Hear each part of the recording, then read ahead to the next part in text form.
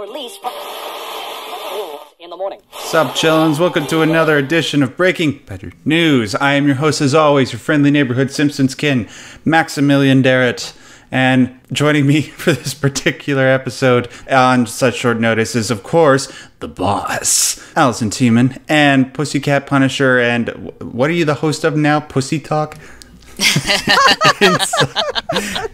Inside joke for those of you who are going to listen to the Digest podcast later.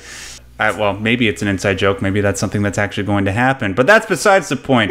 We're here to talk about something that's a lot more important and actually some really interesting news. And I'm assuming if you're listening to this, you'll probably view this as good news. So, current Education Secretary Betsy DeVos, another inside joke, has rescinded Title IX's federal power over universities and how they pursue justice for potential victims of sexual misconduct, and of course for the falsely accused. Now, of course, if you guys don't know, Title IX lowered the standards victims needed to meet in order to prove sexual assault, as well as increased reporting requirements for schools. The U.S. Department of Education, currently, following this rescinding of these particular policies, has opened a quote-unquote notice and comment period while a formal review of campus adjudication processes is underway. The comments will be collected in a new Q&A format, and in the interim, the agency will revert back to a policy established under Bush Jr.'s administration, as well as a Dear Colleague letter in 2006. Not the Dear Colleague letter that is most famously established under Obama in 2011, but one in 2006. And it is a mechanism by which a member of a legislative body explains a policy and asks for support. DeVos's main objections with the 2011 Dear Colleague letter was the fact that it was not accompanied by the Q&A period from stakeholders. Now, stakeholders are people like survivors, supposed survivors of sexual assault, campus administrators, parents, students, and experts on sexual misconduct.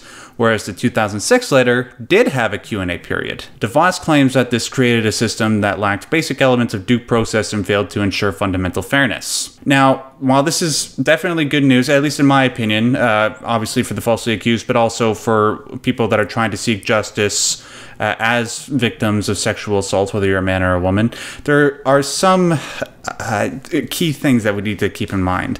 One, obviously, is we need to make sure that we continue to hold colleges accountable who continue to use the preponderance standard, because the fact of the matter is the whole Dear Colleague thing from 2011, it wasn't an actual federally, how can I put this?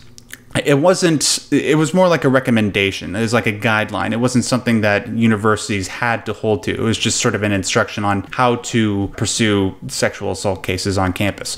Also, it's used the words of the boss. We need to keep the fire under DeVos's ass to make sure colleges don't mess up now that it seems like we're trying to set up a new standard moving forward. Hannah, Allison, who wants to start first? I'm pretty sure that you're all going to respond pretty positively to this. I think it's a great step forward. However, I have some reservations. One, this is not binding to local colleges. We already have one college saying that they're not going to abide by the new. They're going to keep abiding by the Dear Colleague letter, and and not going to just the preponderance of the evidence as opposed to a clear and convincing standard for adjudicating rape trials on college campuses. So what I think we need to do in response to this is not get complacent.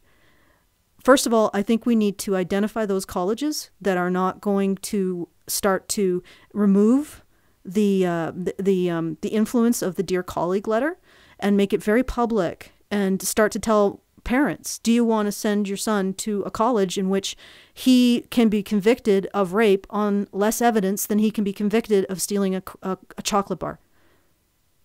And give a good thunk about this. So we need a list of those colleges that aren't going to revise their procedures for rape cases on campuses based on Betsy DeVos challenging and removing the Dear Colleague letter.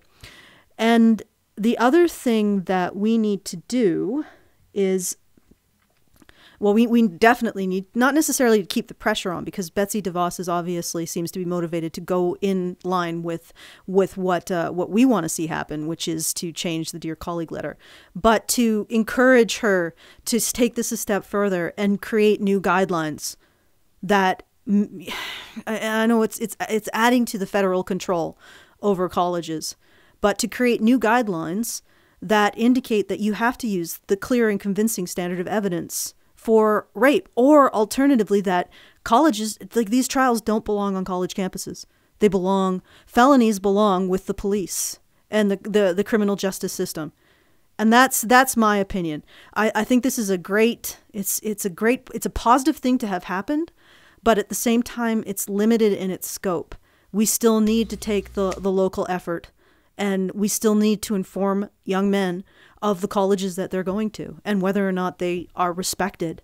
Their rights to due process are respected at the colleges that they want to go to. All right, I'll step off the soapbox and hand it over to Max and Hannah. Hannah, I obviously want you to respond to what Allison said, but I also want to put up a follow-up question. When I was doing some research on this particular story online, I was looking in the comment section on a bunch of different articles, and a lot of people are sort of saying that, oh, well, this sort of makes sense. Trump's perception of sexual assaults is, locker room talk. That's what he likes to call it. And obviously he would do something like this because he wants to see more perpetrators of sexual assault get off scot-free. What do you say to that? Well, first of all, I think Betsy DeVos and Donald Trump are two separate people. Betsy DeVos has a job to do, and she's doing it. And for feminists to turn around and say this is from Donald Trump, not Betsy DeVos, and it's based on his attitudes, not hers, is very demeaning to her as a woman. So that's my answer to that. And I would say that's very typical of feminists. Whenever a woman makes a decision that the feminist population does not like, they presume that decision to have been dictated by a man. And so they won't recognize women's agency to disagree with them. And many of us do. And those of us that do find that to be very insulting. But going on to address what Allison said, the primary problem here is that the Department of Education is able to make policy that is enforced as law without being vetted by legislators who are elected officials. So we have unelected officials essentially writing laws. That needs to stop. Even if a new policy would be good, it could be overturned later by a bad policy. And as long as we have this situation wherein the Department of Education can write policy and it can get put into place, forced on the public, and enforced by, as if it is a law, by the federal government, there's always the risk of another Dear Colleague 2011. The best thing that could happen right now would be an approach to the legislature demanding that due process on this particular type of topic is protected. And that would be anything that the federal government funds. If the federal government gives an organization money, that organization should not be allowed to engage in punishment of people who pay to use that organization or who rely on that organization without due process. That should be a federal law. That would solve the problem, and it should supersede department policy and agency policy because it is passed by duly elected representatives as opposed to written by unelected officials. And in my opinion, Title IX should simply be shelved. It's outdated. It served its purpose. It achieved what needed to be achieved when the law was passed. And all that's gone on since then is that it keeps getting tweaked and warped in order to continue to justify enforcement and a need for departments and agencies to work in order to enforce Title IX. And so I'd say, legislators need to scrap Title IX and the accompanying policies and legislation and simplify things to say that university campuses are not exempt from existing non-discrimination standards, period. And that's it. They don't need anything else. As far as policy is concerned, I think it would be good to expose universities that are doing this so that parents and students know who to look at and who to not look at in terms of where to go to school. It also would be good to continue to seek legal recourse in the court system. This is something that the court system was made for. If you are mistreated by an organization, well, and again, as a student, you are paying to be there. Not just a little bit, you're going into massive debt. So as a student, you do have a right to fair treatment. And so this is a consumer issue as much as anything else. And it should be treated as a consumer issue and handled in the court system and with consumer protection legislation. I would not advise at all having the Department of Education unilaterally produce more policy that gets enforced as if it is federal law without having it vetted by legislators that are accountable to the electorate. So that's my take on it. Allison, I'll give you the final word on this. Do you have any comments in respect to some people's perspective on, Trump having any influence over what Betsy DeVos does? Well, if they're going to take that perspective, then what really happened in the 2016 election was people decided not to re-elect Bill Clinton, because obviously Hillary is just a puppet of Bill Clinton, and it's against the tradition and also the law for a president to stand for more than 2 terms. And that's really why Hillary lost, because Bill wears her woman's skin, and there's nothing else inside her but Bill. That sounds like... Oh, you're so evil. You made me think...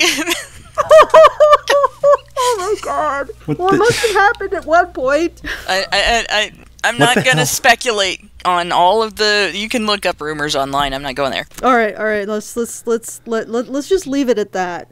I don't know how much worse it could get. Thanks a lot, Allison. You just put a really terrible image into my head. I'm not going there either. Yeah, there's nowhere else to go but down. No, when you're talking about Bill Clinton, you definitely have to wrap it up, because otherwise you might catch something. Oh, thank you, Hannah. And with that, we're going to close off today's episode of Breaking Badger News. Ladies and gentlemen, thanks so much for joining us. I'm sure you have tons of comments that you want to leave on this particular subject. Make sure to leave them down below. We'd love to hear what you say, whether it's agreement or disagreement, as long as the conversation keeps going, as long as we're trying to get to a place where we can achieve justice for all parties involved. That would be best. If you like this particular video, make sure to leave a like. And if you want to see more content like this, please subscribe. We do Breaking Badger episodes every single week, amongst a whole bunch of other great content here at Honey Badger Radio. I want to thank Allison and Hannah for doing this with me on such short notice. And until next time, well, try to have a good day and try not to think about Bill Clinton. Well, his penis, anyway. Yeah, especially. And commenting down below is rape. With Bill Clinton's penis. That's a wrap.